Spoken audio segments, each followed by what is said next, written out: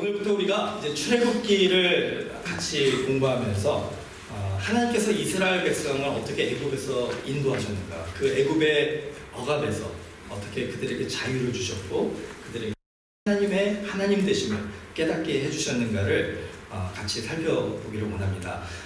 출애굽기 하면 딱 생각나는 사람이 벌써 모세가 있죠. 그 모세의 삶을 보면은 참 하나님의 은혜가 무엇인가를 깨닫게 되는 것 같아요. 하나님께서 모세와 같은 사람을 어떻게 부르시고 또 어떻게 쓰셨는가, 그것을 보면서 우리에게도 큰 위로가 되고 또 큰 소망이 되는 것 같습니다.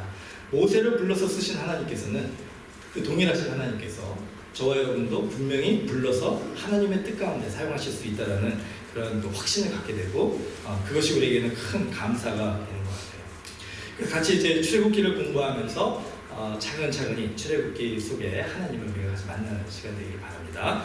자, 먼저 출애굽기의 시작을 좀 보겠습니다. 출애굽기의 시작은 애굽의 총리로 있던 요셉이 이제 가족을 초청을 합니다. 이제 형들을 우연하게 만나게 되고 형들을 다 이제 이 애굽으로 초청을 하죠. 그래서 어떻게 보면 전체 가족 이민을 한 거예요, 이집트로. 그래서 애굽에서 그 요셉의 가족이 정착을 하면서 그 이제 한 세대가 지나고 두 세대가 지나고 400여 년이라는 시간이 지났습니다. 이제 그런 후에 애굽에서 그 요셉과 그 요셉을 통해서 하던 그 놀라운 하나님의 그 은혜와 역사를 기억하던 사람들이 다 죽고, 그 이제 후손들이 요셉을 기억하지 못하는 이제 세대가 되었고, 그 중에 한 사람이 이제 그 애굽의 왕이 된 겁니다. 그때 그 왕이 이 이스라엘 사람들을 바라봤을 때 굉장히 위협을 느끼기 시작한 거예요. 왜냐하면 인구가 많고 또 똘똘 뭉치니까 적이 찾아왔을 때 우리를 대적하는 그런 암초가 될 수 있다는 판단이 있어가지고 그들을 핍박하고 노예로 삼고, 또 심하게 그 핍박을 할 때는 이 모세 시대는요, 그 아들을 낳으면 그 아들은 그 죽이도록 그렇게 산파들에게 명령을 할 정도로 그런 큰 핍박이 있었습니다. 자, 그 세대들을 한번 생각해 보면은 우리 시대에도 이 이스라엘 사람들이 경험하는 그런 그 어려움들을 공감할 수가 있을 것 같아요. 쉽게는 유럽의 이 유대인들이 같이 유럽 사람이라고 생각을 했는데, 정작 그 독일 나치 정권이 들었었을 때 그들을 이방인으로 취급하고 그들을 핍박하고 죽이는 그런 일들이 있지 않습니까?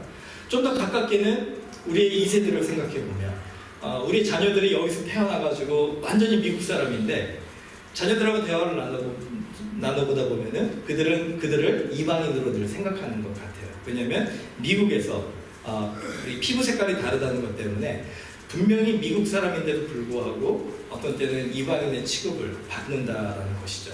그러니까 이스라엘 사람들이 분명히 이집트에서, 애굽에서 400여 년이라는 시간, 미국의 역사보다도 더 긴 시간 아닙니까?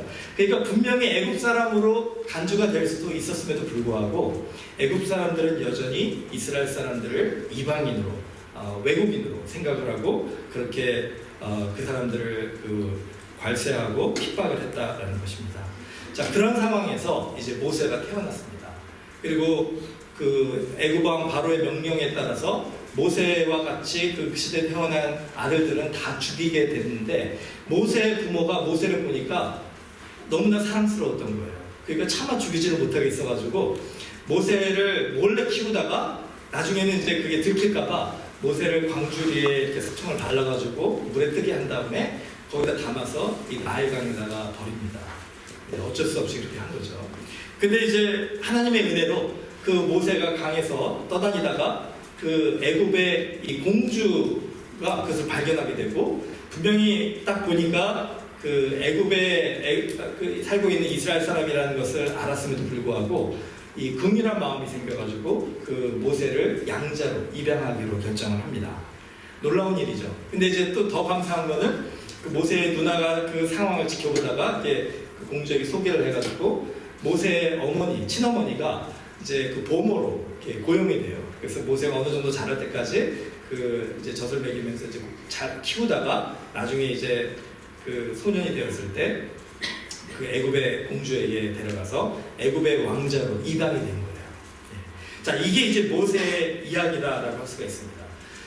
자, 모세가 이제 애굽에서 애굽의 왕자로 자라면서 그 당시 애굽은요, 미국과 같았던 것 같아요. 그 당시 애굽은 모든 민족들이 함께 섞여서 살았기 때문에 또 서로가 같이 이렇게 결혼을 하고 자녀를 낳고, 그 우리 요셉 경우도 그렇죠. 요셉이 애굽에 가가지고 그 애굽의 제사장의 딸들과 결혼을 해가지고 그 자녀들은 이제 어떻게 보면 애굽 사람이라고 해도 문제가 없을 그런 사람이 된 거예요. 그런 식으로 400여 년 동안 여러 민족들이 애굽에 와가지고 정착하면서 서로가 결혼하고 서로 자녀를 낳고 살았기 때문에 겉모습만 봐가지고는 이 사람이 애굽 사람인지 아닌지를 그렇게 쉽게 분별하지는 못하는 그런 곳이 이제 그 애굽이었습니다. 그렇기 때문에 모세가 애굽의 왕자로서 입양되어서 자랄 때, 물론 그 출생의 비밀을 아는 사람들이 있었겠죠. 하지만 모세가 직접 얘기하지 않으면 그 모세가 애굽의 왕자로서 애굽 사람으로 생각을 하지 이스라엘 사람으로 생각을 하지 않을 수도 있었다는 것이죠. 쉽게 예를 들어서 나중에 이제 모세가 미디안 광야에 그 이제 쫓겨서 갈 때 거기에서 우물가에 앉았는데 이제 시포라를 만나거든요. 거기 그 미디안 광야 제사장의 딸을 만나는데 그 제사장의 딸이 아버지에게 가서 뭐라 그러냐면은 이 우물에 애굽 사람이 있는데 그 사람이 우리를 도와서 물을 기르게 해줬다. 그러니까 모세가 겉모습만 봐가지고는 모든 사람들이 애굽 사람으로 볼 수도 있는 사람이었다는 것이죠. 이게 왜 중요하냐면은 모세는 자기의 출생의 비밀을 감추고 살 수 있었다는 거예요. 자기가 그냥 개인적인 그런 성공과 안락을 위했다면은 자기가 그냥 이스라엘 사람이라는 그 과거를 다 몰래 감춰버리고, 우리 막장 드라마에 보면 그런 거 많지 않습니까? 그게 다 감춰버리고 그냥 나는 애굽 사람입니다 라고 얘기하고 살 수도 있었다는 것이죠. 그런데 모세가 이제 청년이 되었을 때, 그리고 장년이 청장년이 될 때, 40세가 되었을 때 그의 마음속에 내가 이제는 결단을 해야 되겠구나 라는 생각을 하게 됩니다. 어렸을 때 자기 친부모에게 배웠던 이스라엘의 하나님, 그리고 자기 동족, 그 이스라엘 민족이 애굽 사람들에 의해서 핍박을 당하고 정말 사람 이하의 취급을 받는 그런 모습을 보면서 자기의 편함을 위해서는 애굽 사람처럼 출생의 비밀을 가지고 숨기고 살 수 있었지만 하나님의 백성, 그 하나님의 백성을 위해서 내가 이 자리에 있게 된 것이 아닌가라는 그런 마음을 가지게 되니까 더 이상은 침묵할 수가 없었던 거예요. 더 이상 이 출생의 비밀을 감출 수가 없었던 겁니다. 그래서 모세가 결단을 한 것이 이제는 내가 이스라엘 백성들을 위해서 내가 할 수 있는 일을 해보자.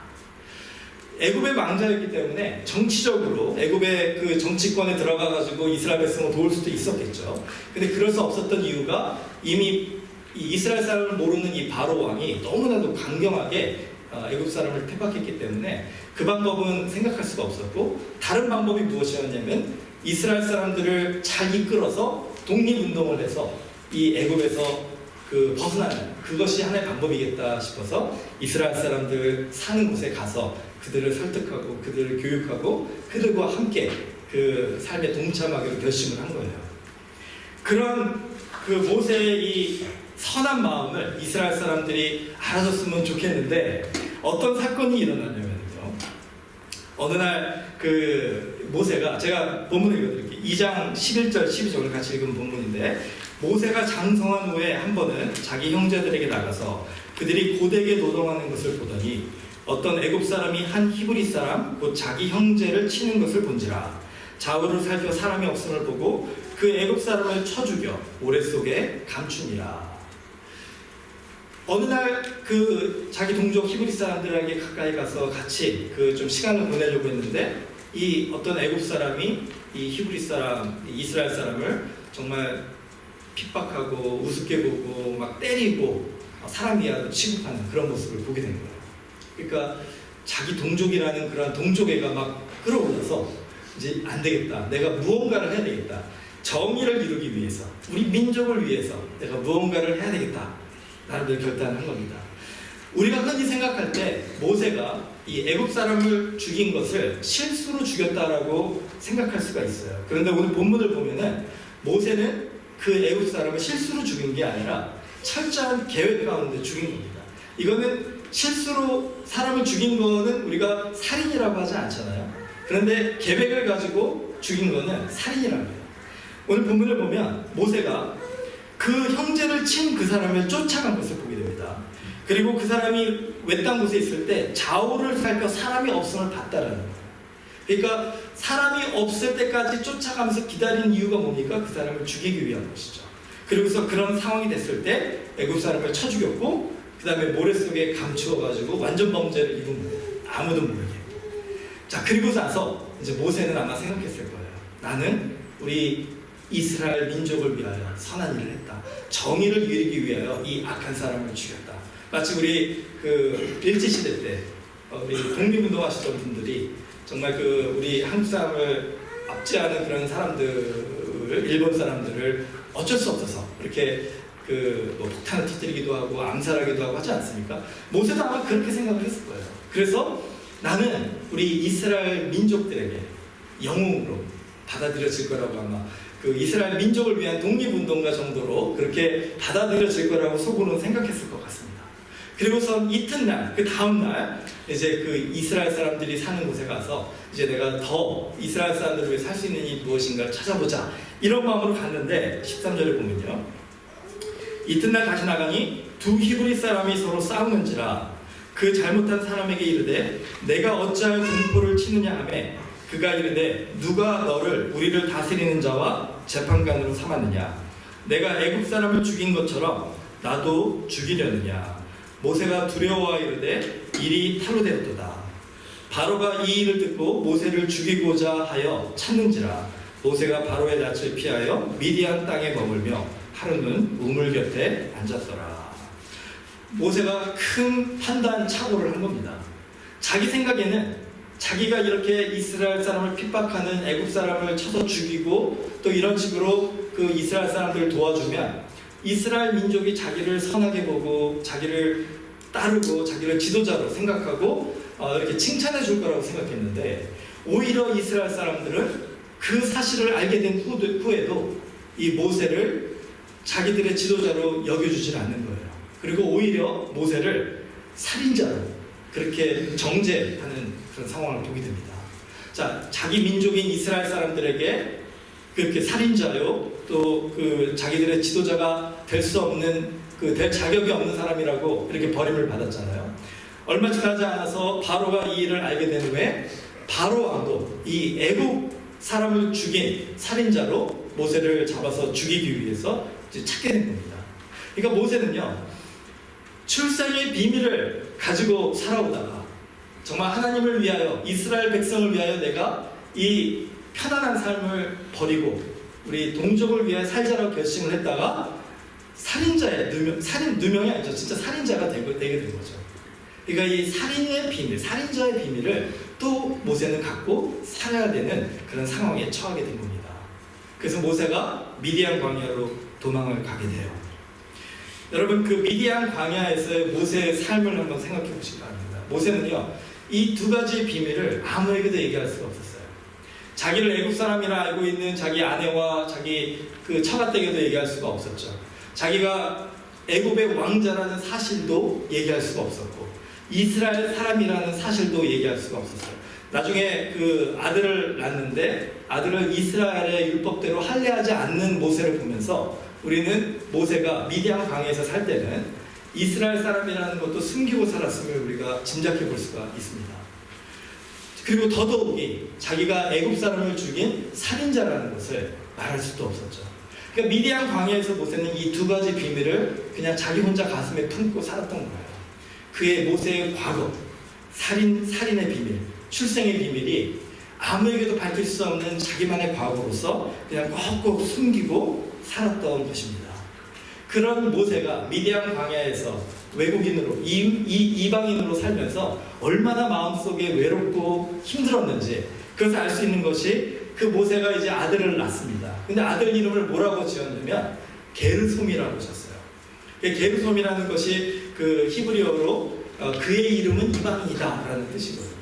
그리고서 모세가 그 아들을 낳은 후에 이 이름을 지고 뭐라고 얘기하냐면 2장 22절에 보면요, 아들을 낳음에 모세가 그의 이름을 게르솜이라 하여 이르되 내가 타국에서 나그네가 되었음이라 하였더라. 여러분, 모세의 마음이 느껴지십니까? 이 자신의 과거를 다른 사람들에게 밝힐 수가 없어서 자기만 가지고 있는데 그것이 너무나 아프고 너무나 슬프고 너무나 외로운 거예요. 너무나 힘든 거예요. 그 속에서 미디안에서 정말 아무것도 없는 것처럼 그렇게 평범하게 살아가고 있는 그 모세의 마음은 늘 자기는 그 이방인이다라는, 나그네다라는 그런 마음을 가지고 살았던 것 같습니다. 자, 이것이 바로 모세의 과거였어요. 그런 모세를 하나님께서 부르시기로 작정하신 겁니다. 그리고 어떻게 모세를 부르셨는가? 창세기 3장 1절부터 보면은요, 모세가 그의 장인 미디안 제사장 이드로의 양떼를 치더니 그떼를 광야 서쪽으로 인도하여 하나님의 산 호렙에 이르매 여호와의 사자가 떨기나무 가운데로부터 나오는 불꽃 안에서 그에게 나타나시니라. 그가 보니 떨기나무에 불이 붙었으나 그 떨기나무가 사라지지 아니하는지라. 이에 모세가 이르되 내가 돌이켜 가서 이 큰 광경을 보리라. 떨기나무가 어찌하여 타지 아니하는고 하니 그때 여호와께서 그가 보려고 돌이켜 오는 것을 보신지라. 하나님이 떨기나무 가운데서 그를 불러 이르시되 모세야 모세야 하시매 그가 이르되 내가 여기 있나이다. 하나님이 이르시되 이리로 가까이 오지 말라. 내가 선 곳은 거룩한 땅이니 내 발에서 신을 벗으라. 자, 하나님이 모세를 만나주시는 이 장면에서 우리가 두 가지 특이한 점을 발견하게 됩니다. 자, 첫 번째는요, 하나님께서 모세를 부르시는 방법이에요. 하나님께서 모세를 어떻게 부르셨냐면 그 산 위에 그 떨기나무가 있는데 그 떨기나무에 불이 붙은 겁니다. 그 불이 붙었는데 불이 붙은 떨기나무는 보통 다 타서 그 가지가 다 재가 되고 사라지는 것이 정상인데 그 불이 붙은 떨기나무에 그 나무가 타지를 않는 거예요. 자, 멀리서 이 광경을 본 모세는 너무나도 기이하게 여겼습니다. 이게 도대체 무슨 일인가? 어떻게 이런 일이 있을 수 있는가? 해서 그 관심을 가지고 그 나무를, 불이 붙은 떨기나무를 보기 위해서 거기까지 오게 된 겁니다.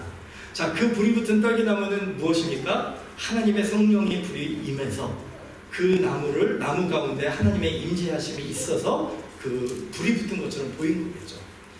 자, 근데 그 불이 붙은 떨기나무가 아주 중요한 그 가르침을 우리에게 주는 거예요. 무엇이냐면 그 떨기나무를 우리는 모세의 삶이다라고 이렇게 생각할 수가 있습니다. 자, 모세의 삶이, 그 모세의 과거가 그 떨기나무와 같다면 그 떨기나무에 이제 불이 붙었어요. 그러면은 어떻게 됩니까? 이 나무가, 불이 붙은 나무에 그 가지들과 나무가 다 타서 없어지는 것처럼 그 과거가 다 없어진다고 생각할 수가 있겠죠. 여러분, 혹시 여러분의 그 과거에 다 정말 아름다운 인생을 사셨겠지만 우리의 과거 속에 우리도 한두 가지 정도는 좀 사람들에게 보여주기 부끄럽고 내가 좀 감추고 싶고, 이 모세처럼 뭐 출생의 비밀까지는 아니시겠지만 살인의 비밀까지는 아니시겠지만 그래도 다른 사람들이 알지 않았으면 좋겠다 생각하는 나의 이 과거들이 다 우리 안에 있지 않습니까? 나만 가지고 있는 그 비밀들, 사람들에게 공개하지 못하는 그런 부끄러운 과거들, 이런 것들이 만약에 거기에 불이 붙어가지고 다 타게 된다면 우리 소망은 뭡니까? 그 과거가 다 없어지기를, 그래서 깨끗하게 흔적도 남지 않기를, 마치 지우개로 지우는 것처럼 우리의 과거가 다 없어졌으면 좋겠다. 그래서 그걸 더 이상 우리가 생각하지도 않고 그 과거 때문에 슬퍼하지도 않고 후회하지도 않고 그 과거가 다 없어지면 좋겠다, 이렇게 생각할 때가 있지 않습니까? 아마 모세도 그랬을 것 같아요. 이 떨기나무에 불이 붙었다, 이 과거로, 이 모세의 과거에 불이 붙었다면 모세가 기대하는 것도 그 과거가 다 불이 타서 쟤도 다 날아버려서 아주 흔적도 남기지 않는, 여러분의 과거에 지었던 죄들 우리가 한번 생각해 보면요, 하나님께서 우리를 구원하실 때 우리가 주님 앞에 우리의 죄를 고백하고 회개하잖아요. 그럼 어떻게 하십니까? 하나님이 우리를 십자가에서 죽으신 예수 그리스도의 보혈의 피로 깨끗하게 눈과 같이 이게 해주시겠다. 우리를 더 이상 그 죄에서 얽매이는 사람이 아니라 그 죄에서 자유케 하셔서 우리로 하여금 그 죄에 대한 책임을 지게 하지 않으시겠다. 왜냐하면 예수님이 그 십자가에서 우리 죄를 위해 죽으셨기 때문에. 그래서 우리는 과거에 지은 모든 죄들에 대해서 마치 지우개로 다 지워서, 마치 떨기나무에 불을 붙여가지고 다 없애버리는 것처럼 더 이상 그 과거의 죄를 생각하지도 않고 그냥 흔적도 남기지 않으면 좋겠다 생각을 합니다. 그런데 하나님은 마치 모세가 보았던 불이 붙었으나 타지 않는 떨기나무처럼 우리가 지은 과거의 죄도 그렇게 다 지우개로 없애주지 않으신다는 거예요. 다 그대로 남게 하신다는 겁니다. 분명히 성령의 불이 붙어서 우리의 죄를 다 용서해 주셨음에도 불구하고 우리의 과거의 그 죄와 부끄러운 과거의 경험들을 다 그대로 남겨두신다. 왜냐? 우리는 죄인이었다가 예수 그리스도에서 용서받은 죄인이 된 거 아닙니까? 그렇기 때문에 더 이상 우리는 그 죄 때문에 고민할 필요가 없지만 우리가 지었던 그 과거의 죄는 여전히 우리의 과거로 남아있게 된다는 것이에요.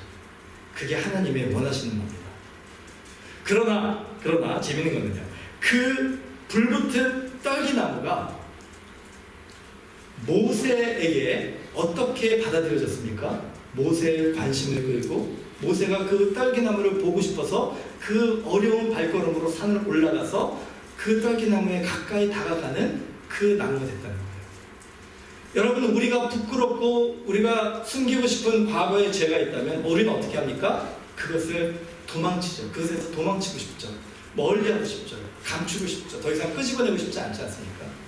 그런데 만약에 여러분의 과거가 성령의 불이 붙은 떨기나무와 같다라고 한다면 사람들이 여러분의 과거를 보고 기이 여기기 시작하는 거예요. 놀라기 시작하는 거예요. 관심을 갖게 되는 거예요. 그리고 그것을 더 알고 싶어서 그 속에 여러분의 과거에 하나님께서 함께 하셔서 불이 붙어서 그 과거를 통해서 하나님이 하시는 놀라운 현재의 일들을 알고 싶어서 가까이 다가오는 겁니다. 그리고 그거를 보면서 그 속에서 하나님의 음성을 듣고 여러분과 저의 과거를 통해서 하나님을 만나게 되는 거예요. 여러분, 여러분의 그 부끄러웠던 과거, 숨기고 싶었던 과거, 없애버리고 싶었던 그 과거가 하나님에 의해서 성령의 불이 붙어서 하나님의 은혜와 사랑에 의해서 모든 사람에게 감동을 주고 모든 사람이 더 듣고 싶어서 찾아오고 모든 사람들이 그걸 통해서 하나님의 놀라운 음성을 듣고 하나님의 능력을 발견하는 그런 현재의 간증이 된다고 합니다. 여러분, 그게 얼마나 큰 축복입니까? 모세는 그 떨기나무 속에서 그 하나님의 은혜를 체험합니다. 자, 이게 첫 번째, 우리가 이 모세와 하나님과의 만남에서 배울 수 있는 교훈이고요. 자, 또 한 가지 특이한 점은 뭐냐면은 그 하나님께서 뭐라고 얘기하시냐면 내가 선 곳은 거룩한 땅이니 내 발에서 신을 벗으라 라고 얘기하신다는 거예요. 자, 이게 왜 특이하냐면요, 신을 벗잖아요. 신을 벗은 다음에 모세가 어떤 일을 합니까? 하나님, 그 떨기나무, 불붙는 떨기나무 속에서의 하나님의 임재하심을 통해서 하나님께 예배하고 하나님의 은혜를 체험하고 또 놀라운 삶의 변화를 얻는 거예요. 그의 과거의 삶 속에서 자유함을 얻게 되고 이제 새로운 앞으로의 그 길을 이제 깨닫게 되고 하나님께서 나를 통해서 무엇을 하실지를 확신하게 되고 능력을 얻게 되고 그 지팡이를 집었더니 막 뱀이 된 지팡이를 집었더니 다시 지팡이가 되고 묻는 병이 손이 다시 낫게 되고 막 이런 놀라운 하나님의 은혜와 기적들을 체험하게 됩니다. 우리 여러분, 예배를 왔을 때 그 감격이 모세가 그 불붙는 떨기나무 앞에서 경험했던 하나님과의 만남의 감격과 같다라고 생각할 수 있을 것 같아요. 자, 이렇게 하나님의 은혜를 체험한 모세가 이제 다시 세상으로 돌아가야 되는데 하나님은 뭐라고 하십니까? 그 발에서 신을 벗으라 하셨을 때 그 경험을 끝난 후에 모세가 어떻게 돌아가야 되겠습니까? 그 신을 신고 다시 돌아가야 되잖아요. 예. 이건 뭐와 같으냐면요, 여러분이 하루 종일 열심히 일을 하셔가지고 이제 막 땀이 났어요. 발에 땀이 났어요. 양말이 촉촉하게 땀으로 젖었습니다. 자, 그러면 어떻게 합니까? 양말을 벗고 여러분의 발을 씻으시죠. 깨끗하게 씻으시잖아요. 그런 다음에 여러분이 그 땀에 절어서 냄새나는 그 양말을 다시 신으시겠습니까? 그렇지 않죠? 우리는 뭐 어떻게 합니까?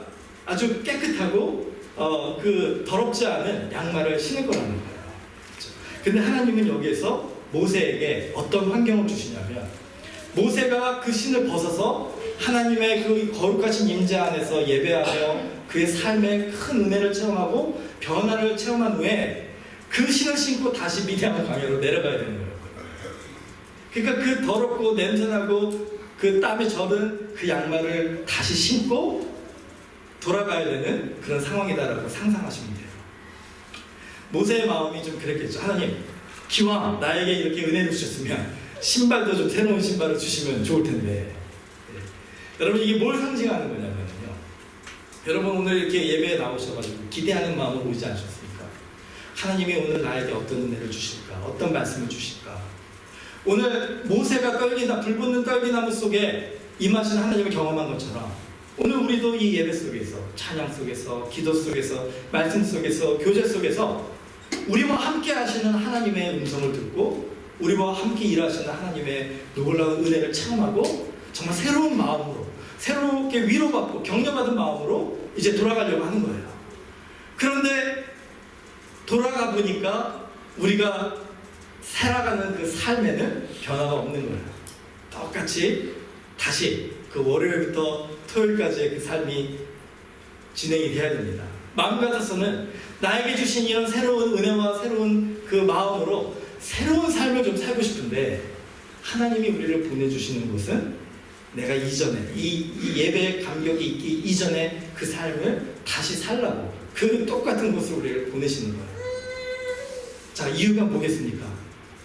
아마 마음속에는 그곳에 가서 내가 똑같은 삶을 살아야 된다는 것에 대한 그런 좀 그 낙심과 좀 불만이 있을 수 있습니다. 모세도 아마 그랬겠죠. 그런데 여기에서 우리가 깨달아야 되는 진리는 뭐냐면요. 모세가 이제 그 신을 신었습니다. 그렇죠? 그런 다음에 그 신은 똑같았겠죠. 그 신에는 무엇이 있습니까? 모세가 그동안 오랫동안 살아왔던 그의 삶의 흔적이 있겠죠. 그의 삶의 여정이 있겠죠. 그의 삶의 습관이 있겠죠. 그가 그동안에 갔던 장소들의 그런 그 흔적들이 묻어 있겠죠. 그런데 모세가 그 떨기나무에서 새롭게 하나님의 은혜를 받은 후에 그 신발을 다시 신었을 때 그 신은, 그 모든 과거가 묻어 있는 그 신은 하나도 바뀌지 않았지만 바뀐 것이 있습니다. 그 신은 모세가 바뀌었다는 거예요. 그 모세가 바뀌었기 때문에 그 똑같은 과거의 신을 신었지만 모세의 발걸음은 다른 발걸음을 걷게 됐다는 거예요.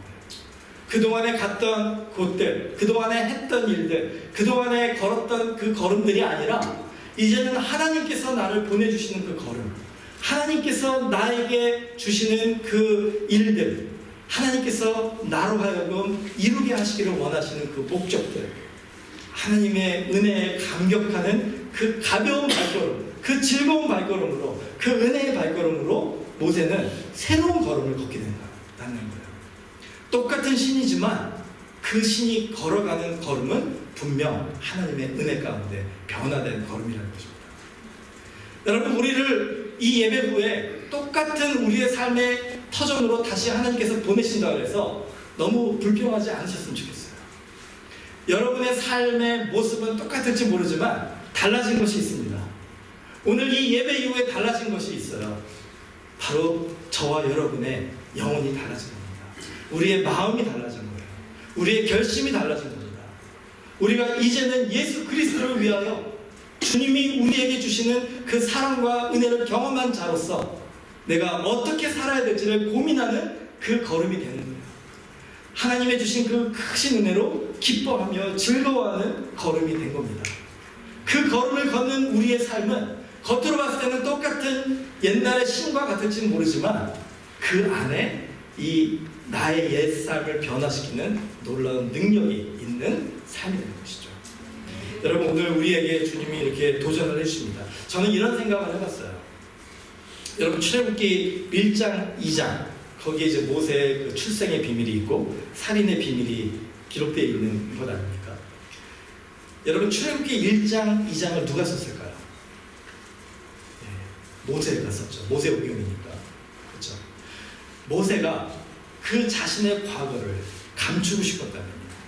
그것이 자기에게 부끄럽고 사람들에게 이렇게 알리고 싶지 않은, 피하고 싶은, 도망가고 싶은 자신의 과거였다면 1장, 2장을 건너뛰고 3장부터 쓸 수 있었어요.